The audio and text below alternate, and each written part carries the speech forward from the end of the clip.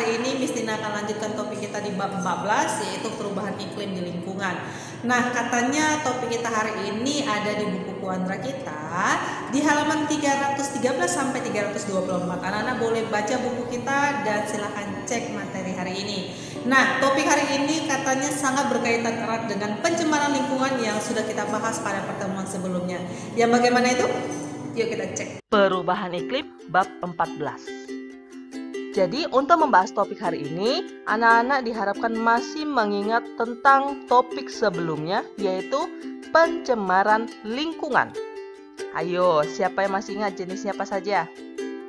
Betul, ada pencemaran udara, air, tanah, dan bahkan suara. Nah, ternyata salah satu jenis pencemaran lingkungan yang telah disebutkan tadi ada yang menyebabkan terjadinya perubahan iklim.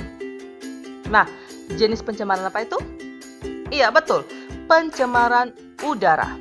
Jadi, setelah mempelajari topik hari ini, anak-anak nanti diharapkan mampu mendeskripsikan mengenai perubahan iklim, mampu menjelaskan mengenai proses terjadinya perubahan iklim, dan nanti diharapkan mampu untuk memahami dampak yang akan terjadi terhadap lingkungan bila terjadinya perubahan iklim.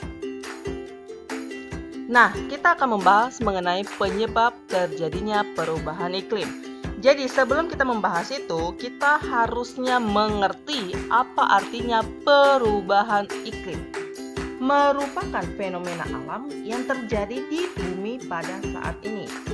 Keadaan ini harus diwaspadai karena dampaknya dapat merugikan kehidupan seluruh makhluk hidup di permukaan bumi. Perubahan iklim merupakan perubahan yang terjadi pada pola cuaca yang dihitung berdasarkan data statistik yang dihimpun dalam rentang waktu puluhan tahun hingga ratusan tahun lamanya. Jadi, dengan terjadinya perubahan iklim, nanti akan menyebabkan beberapa hal yang terjadi pada lingkungan sekitar. Penyebabnya siapa saja? Iya, yang pertama kalau dibahas penyebab biologis, disebabkan oleh adanya sampah organik maupun kotoran ternak. Radiasi sinar matahari nanti disebabkan oleh masuknya panas matahari secara berlebihan. Tekanan tektonik. Pergerakan lapisan bumi ternyata dapat menyebabkan keluarnya panas dari dalam bumi menuju ke permukaan bumi. Gunung meletus nanti bisa menghasilkan lahar panas dan asap panas yang akan merubah lingkungan sekitarnya.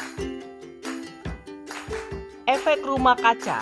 Pada pertemuan sebelumnya kita sudah membahas bahwa efek rumah kaca atau global warming adalah penaikan suhu permukaan bumi, lautan, dan atmosfer akibat meningkatnya emisi karbon dioksida dan gas rumah kaca lainnya di udara.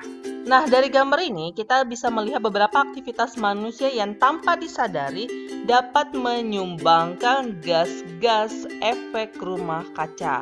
Nah, salah satu contohnya di sini.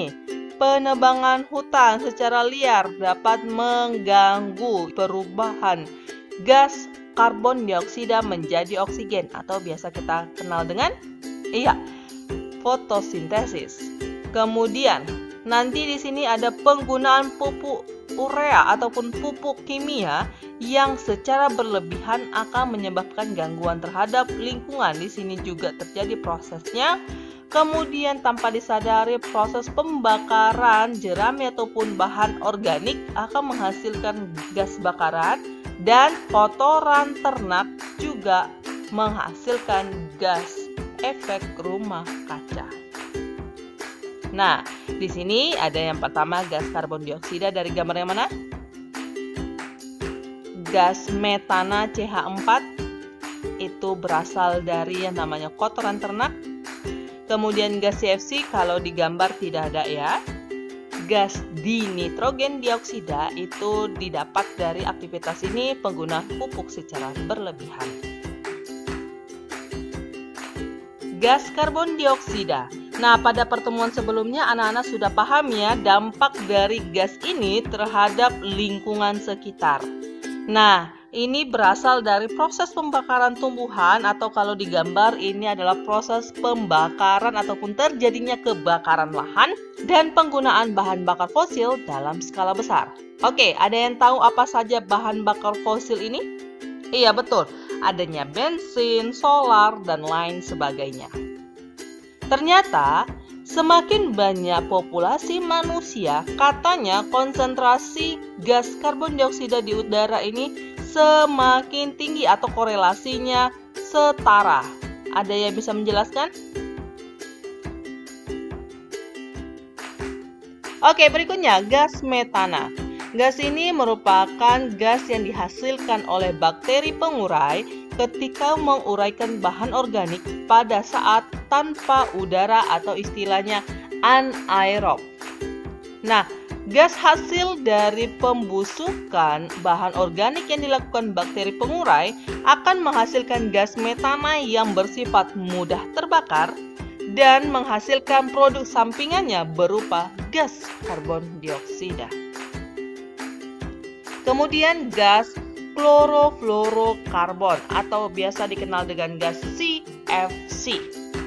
Ini merupakan gas yang tidak terbentuk secara alami dan yang pastinya kita mengenal dengan istilah freon. Dari gambar ini anak-anak bisa jelaskan berasal dari mana gas CFC? Iya, merupakan gas yang dihasilkan oleh pendingin ruangan, pendingin di lemari es, dan bahan pendorong pada aerosol. Berikutnya, gas dinitrogen oksida merupakan gas yang secara alami ada di udara ya. Nah, dapat dihasilkan juga oleh penggunaan pupuk yang berlebihan untuk lahan perkebunan. Ketika pupuk ini diberikan kepada tanaman, ternyata pupuk ini mampu merangsang mikroba tanah untuk mengubah gas nitrogen yang berada di udara bebas terdapat di dalam tanah, diubah menjadi gas dinitrogen oksida.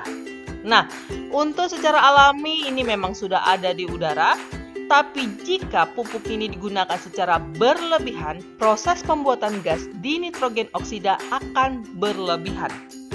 Nah, jadi efeknya akan sama seperti gas-gas yang lainnya. Kita akan membahas dampak perubahan iklim. Yang pertama, udara yang buruk dapat juga menyebabkan penyakit asma dan alergi pada manusia yang berasal dari lingkungan udara yang kotor. Kedua, meningkatnya wabah penyakit menular. Nah, ini pastinya anak-anak sudah paham ya terhadap kondisi pada saat ini. Ternyata perubahan iklim juga bisa menyebabkan menyebarnya penyakit menular. Salah satu contohnya adalah COVID-19.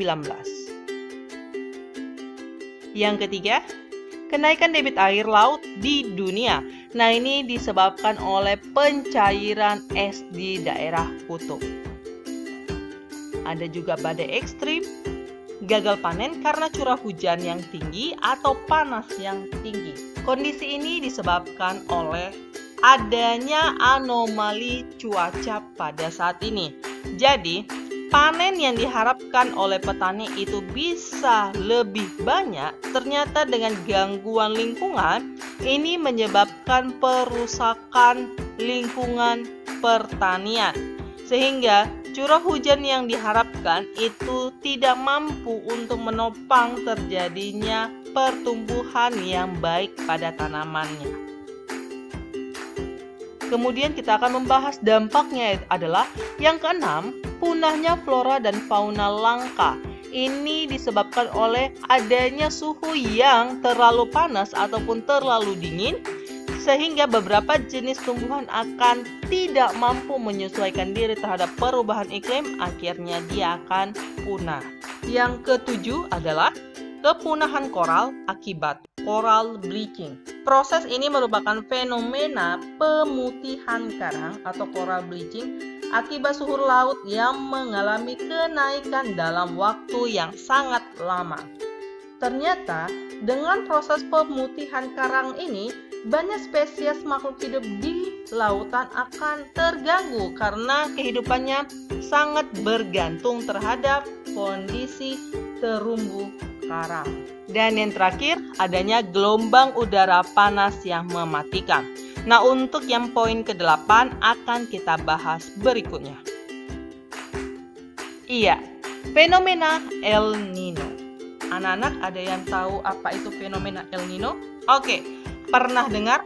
Terus, apa dampaknya atau apa hubungannya terhadap perubahan iklim? Fenomena El Nino merupakan fenomena alam berupa gelombang panas yang terkait dengan anomali suhu permukaan laut di Samudra Pasifik. Nah, apa hubungannya dengan Samudra Pasifik? Ternyata anak-anak pasti sudah tahu, Samudra Pasifik adalah samudra ataupun perairan terluas di bumi.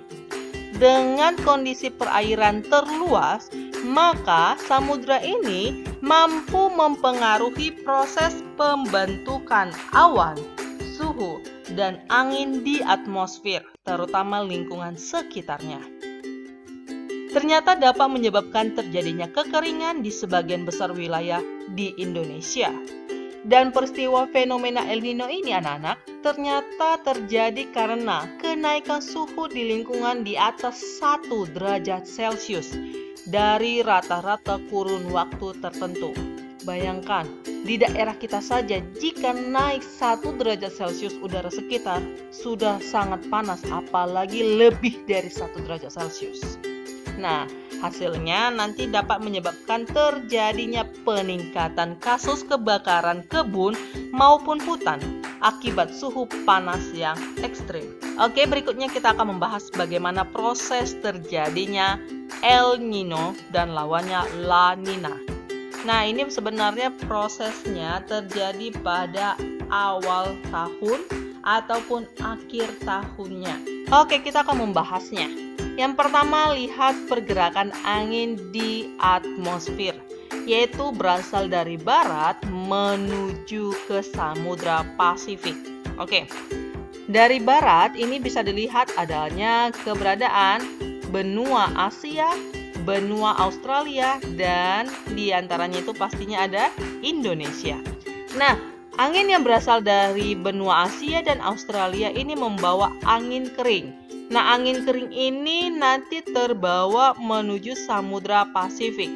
Jadi, dampaknya ke Indonesia dengan adanya arah angin yang berasal dari daratan yang luas ini menyebabkan panas yang berlebihan.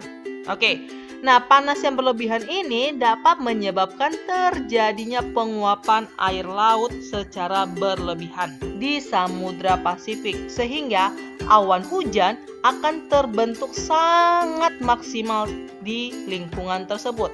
Dan angin kemudian akan membawa awan yang padat dengan butiran air sampai menuju ke benua Amerika. Efeknya, benua Amerika akan mengalami hujan badai. Nah, ini dia. Oke? Kemarau yang panjang di daratan Asia dan Australia dan hujan badai di daratan Amerika. Sedangkan La Nina yang sebaliknya adalah pergeseran arah angin dari timur menuju ke barat. Nah, dari timur ini berasal dari benua Amerika, nanti bisa menyebabkan udara di sekitar benua Amerika ini akan mengalami musim panas yang berkepanjangan. Nah, udara yang panas ini akan terbawa menuju Samudra Pasifik menuju ke baratnya, yaitu benua Asia dan benua Australia. Nah, terjadilah proses penguapan yang maksimal di Samudra Pasifik menyebabkan adanya awan dengan kandungan air yang tinggi.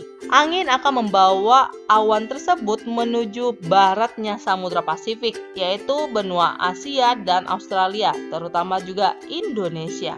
Jadi dengan adanya kandungan awan yang begitu tinggi menuju ke sebelah baratnya Samudra Pasifik, maka di wilayah daratan Asia dan Australia akan mengalami hujan badai.